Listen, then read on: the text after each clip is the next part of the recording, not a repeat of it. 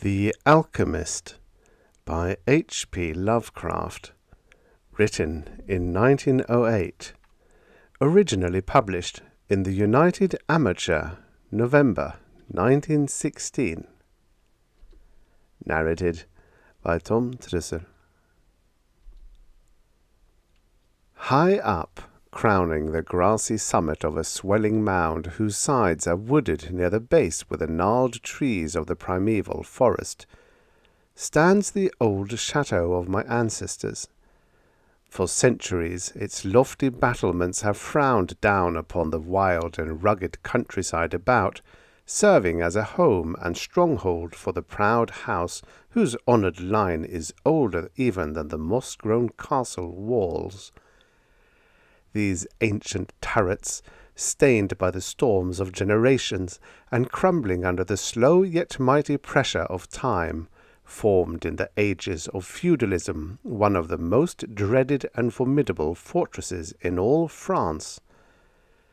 From its machicolated parapets and mounted battlements, barons, counts, and even kings had been defied, yet never had its spacious halls resounded to the footsteps of the invader. But since those glorious years, all is changed.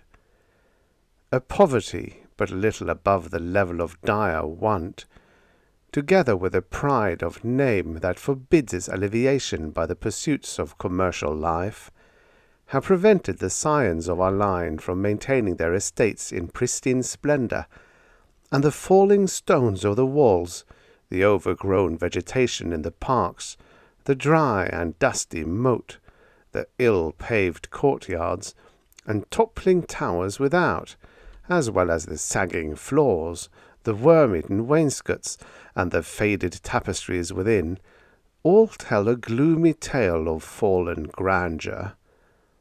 As the ages passed, first one, then another of the four great turrets were left to ruin, until at last but a single tower housed the sadly reduced descendants of the once mighty lords of the estate.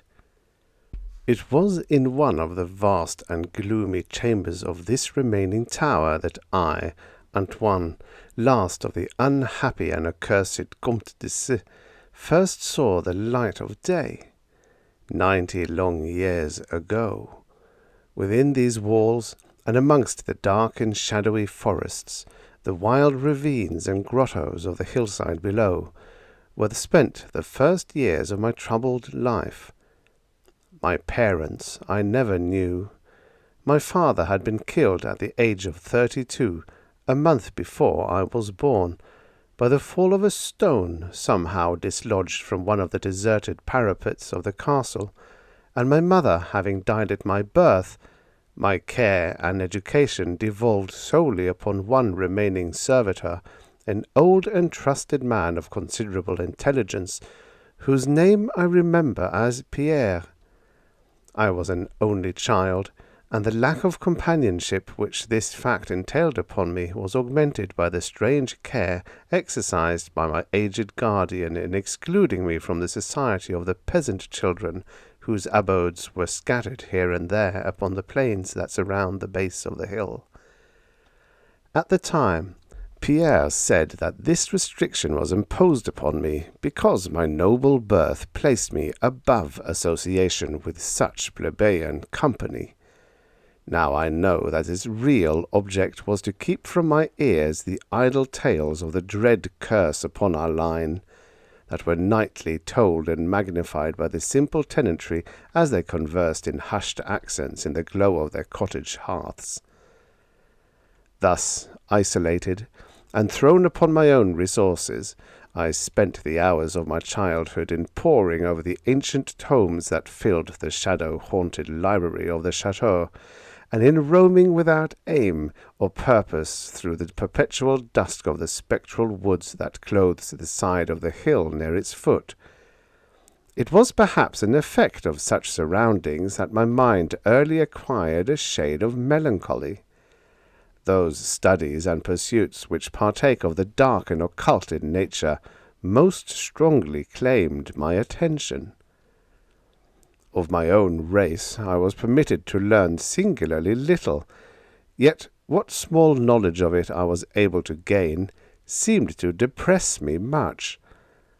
Perhaps it was at first only the manifest reluctance of my old preceptor to discuss with me my paternal ancestry that gave rise to the terror which I ever felt at the mention of my great house.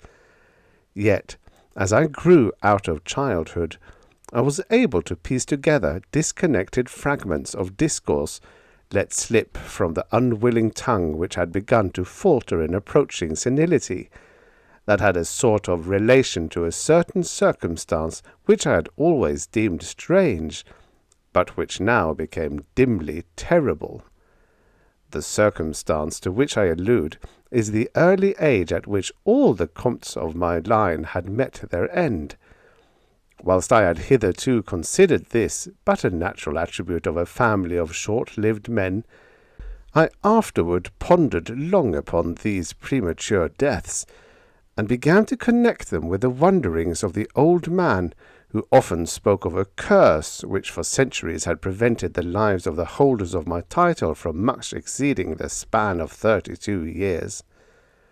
Upon my 21st birthday, the aged Pierre gave to me a family document, which he said had for many generations been handed down from father to son, and continued by each possessor. Its contents were of the most startling nature, and its perusal confirmed the gravest of my apprehensions. At this time my belief in the supernatural was firm and deep-seated, else I should have dismissed with scorn the incredible narrative unfolded before my eyes. The paper carried me back to the days of the 13th century, when the old castle in which I sat had been feared an impregnable fortress. It told of a certain ancient man who had once dwelt on our estates, a person of no small accomplishments, though little above the rank of peasant, by name Michel, usually designated by the surname of Mauvais, the evil, on account of his sinister reputation.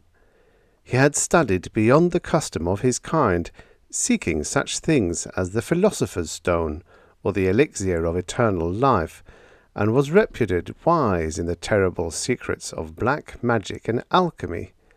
Michel Mauvais had one son, named Charles, a youth as proficient as himself in the hidden arts, and who had therefore been called le sorcier, or the wizard.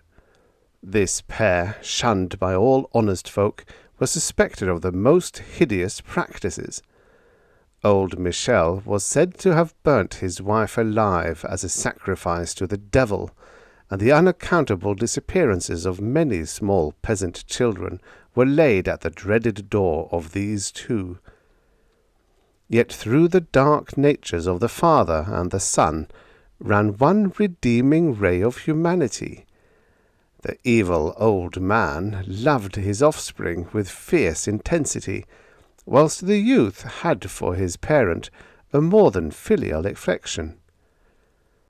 One night the castle on the hill was thrown into the wildest confusion by the vanishment of young Godfrey, son to Henri the Comte.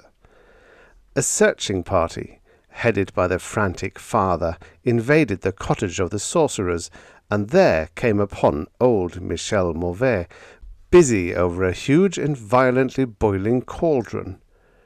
Without certain cause, in the ungoverned madness of fury and despair, the Comte lay hands on the aged wizard, and ere he released his murderous hold, his victim was no more. Meanwhile, joyful servants were proclaiming the finding of young Godfrey in the distant and unused chamber of the great edifice, telling too late that poor Michel had been killed in vain. As the Comte and his associates turned away from the lowly abode of the alchemists, the form of Charles le Sorcier appeared through the trees.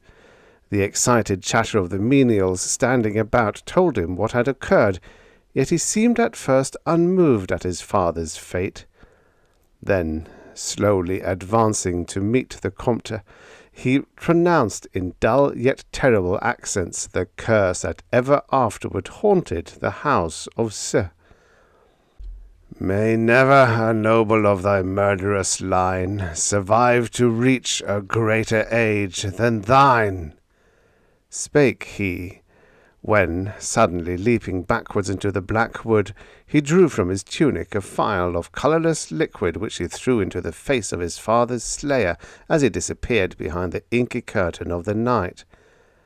The Comte died without utterance, and was buried the next day, but little more than 32 years from the hour of his birth.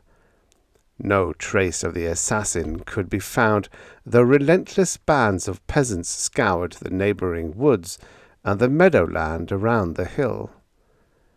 Thus time and the want of a reminder dulled the memory of the curse in the minds of the late Comte's family, so that when Godfrey, innocent cause of the whole tragedy, and now bearing the title, was killed by an arrow whilst hunting, at the age of 32, there were no thoughts save those of grief at his demise.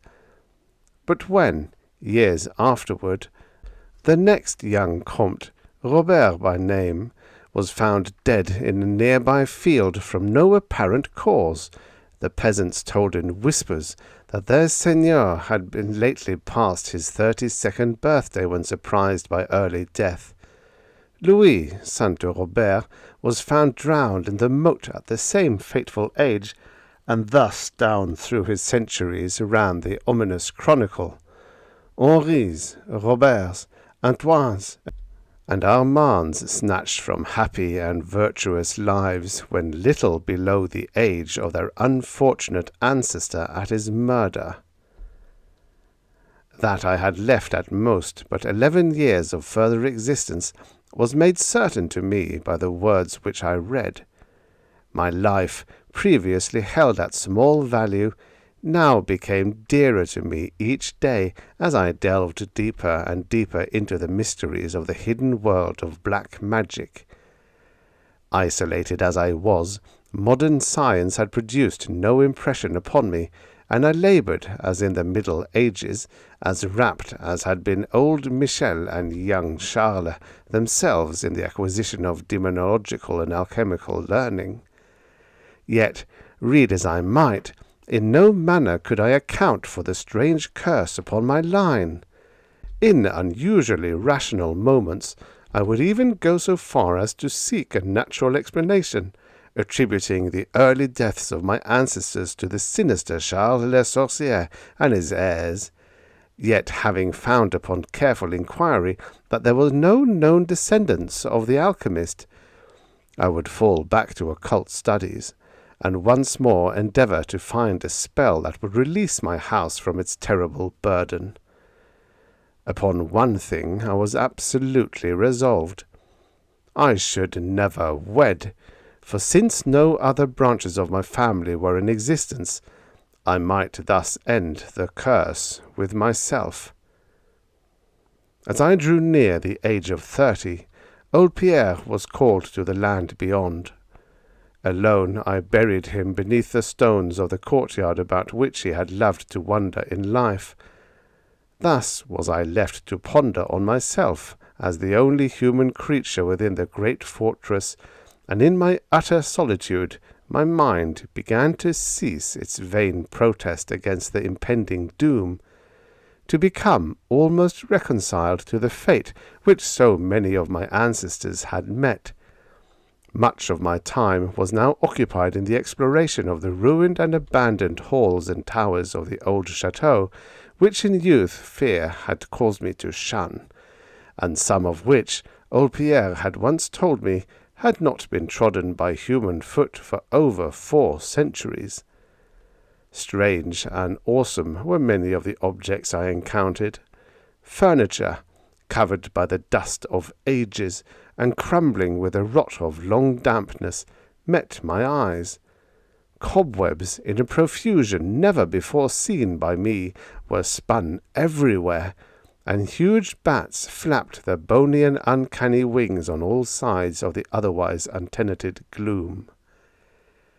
of my exact age, even down to days and hours, I kept a most careful record, for each movement of the pendulum of the massive clock in the library told off so much more of my doomed existence. At length I approached that time which I had so long viewed with apprehension. Since most of my ancestors had been seized some little while before they reached the exact age of Comte Henri at his end, I was every moment on the watch for the coming of the unknown death. In what strange form the curse should overtake me, I knew not, but I was resolved, at least, that it should not find me a cowardly or a passive victim. With new vigour I applied myself to my examination of the old chateau and its contents. It was upon one of the longest of all my excursions of discovery in the deserted portion of the castle, less than a week before that fatal hour which I felt must mark the outmost limit of my stay on earth, beyond which I could have not even the slightest hope of continuing to draw breath, that I came upon the culminating event of my whole life. I had spent the better part of the morning in climbing up and down half-ruined staircases in one of the most dilapidated of the ancient turrets. As the afternoon progressed, I sought the lower levels, descending into what appeared to be either a medieval place of confinement or a more recently excavated storehouse for gunpowder. As I slowly traversed the nitre-encrusted passageway at the foot of the last staircase, the paving became very damp, and soon I saw by the light of my flickering torch that a blank, water-stained wall impeded my journey. Turning to retrace my steps, my eye fell upon a small trapdoor with a ring, which lay directly beneath my feet. Pausing, I succeeded with difficulty in raising it, whereupon there was revealed a black aperture, exhaling noxious fumes which caused my torch to sputter, and disclosing in the unsteady glare the top of a flight of stone steps. As soon as the torch, which I lowered into the repellent depths, burned freely and steadily, I commenced my descent. The steps were many, and led to a narrow stone-flagged passage which I knew must be far underground. The passage proved of great length, and terminated in a massive oaken door, dripping with the moisture of the place, and stoutly resisting all my attempts to open it. Ceasing after a time my efforts in this direction, I had proceeded back some distance toward the steps, when there suddenly fell to my experience one of the most profound and maddening shocks capable of reception by the human mind. Without warning, I heard the heavy door behind me creak slowly open upon its rusted hinges. My immediate sensations are incapable of analysis.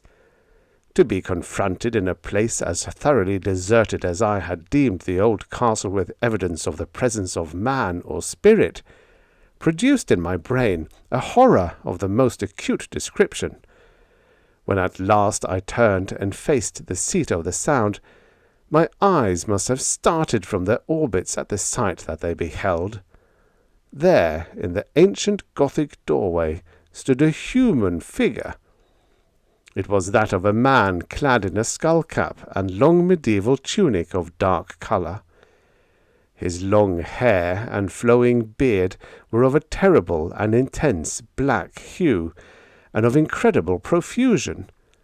His forehead, high beyond the usual dimensions, his cheeks, deep sunken and heavily lined with wrinkles, and his hands, long, claw-like, and gnarled, were of such a deathly, marble-like whiteness as I have never elsewhere seen in man.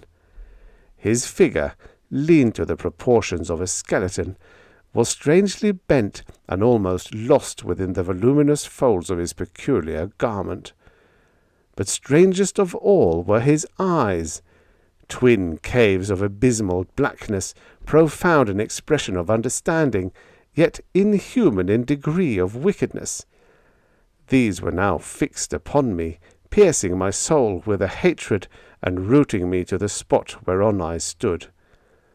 At last the figure spoke in a rumbling voice that chilled me through with its dull hollowness and latent malevolence.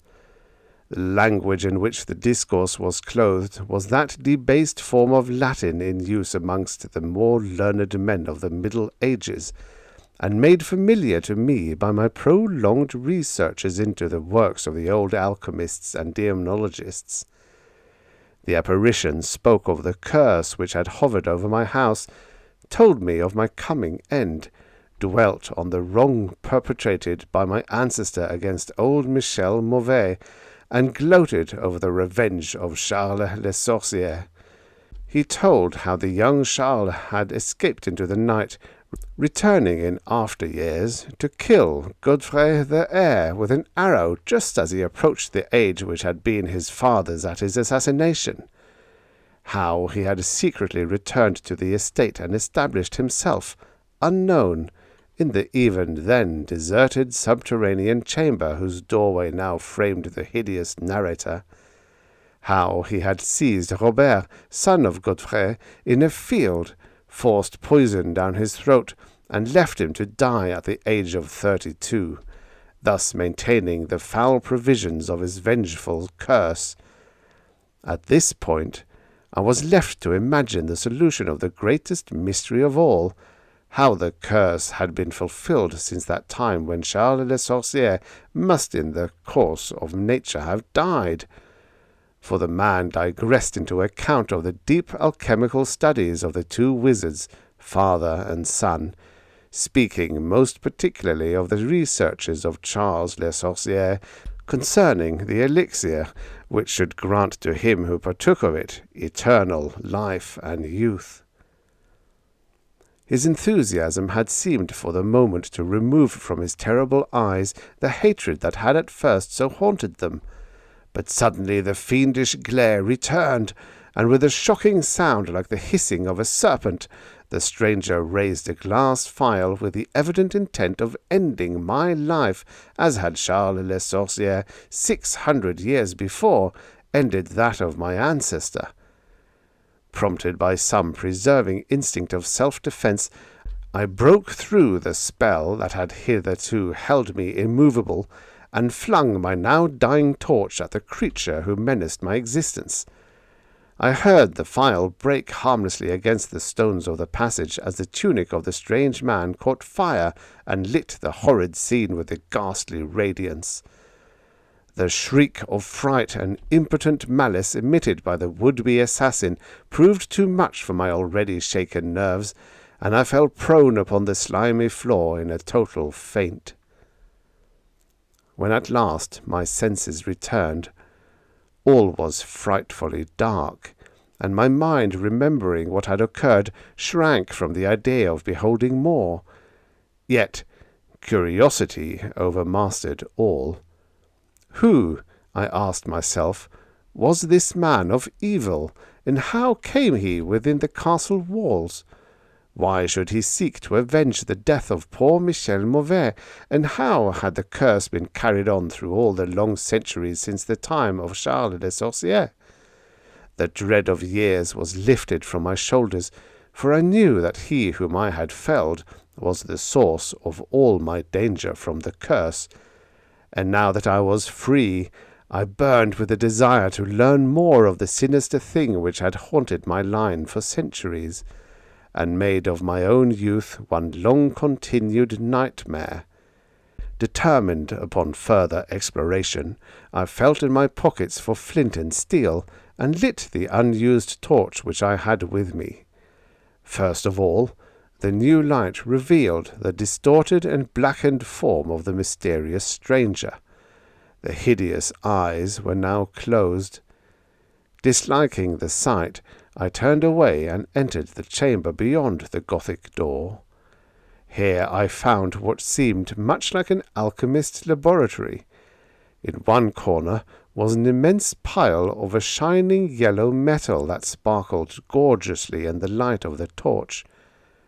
It may have been gold, but I did not pause to examine it, for I was strangely affected by that which I had undergone. At the farther end of the apartment was an opening leading out into one of the many wild ravines of the dark hillside forest. Filled with wonder, yet now realizing how the man had obtained access to the chateau, I proceeded to return. I had intended to pass by the remains of the stranger with averted face, but as I approached the body, I seemed to hear emanating from it a faint sound, as though life were not yet wholly extinct. Aghast, I turned to examine the charred and shriveled figure on the floor. Then all at once the horrible eyes, blacker even than the seared face in which they were set, opened wide with an expression which I was unable to interpret. The cracked lips tried to frame words which I could not well understand. Once I caught the name of Charles le Sorcier, and again I fancied that the words years and curse issued from the twisted mouth. Still, I was at a loss to gather the purport of this disconnected speech. At my evident ignorance of his meaning, the pitchy eyes once more flashed malevolently at me, until, helpless as I saw my opponent to be, I trembled as I watched him. Suddenly the wretch, animated with his last burst of strength, raised his hideous head from the damp and sunken pavement. Then, as I remembered, paralyzed with fear, he found his voice, and in his dying breath screamed forth those words which have ever afterward haunted my days and my nights. "Fool!" he shrieked. "Can you not guess my secret? Have you no brain whereby you may recognize the will which has through 6 long centuries fulfilled the dreadful curse upon your house? Have I not told you of the great elixir of eternal life? Know you not how the secret of alchemy was solved? I tell you, it is I, that have lived for 600 years to maintain my revenge. For I am Charles le Sorcier."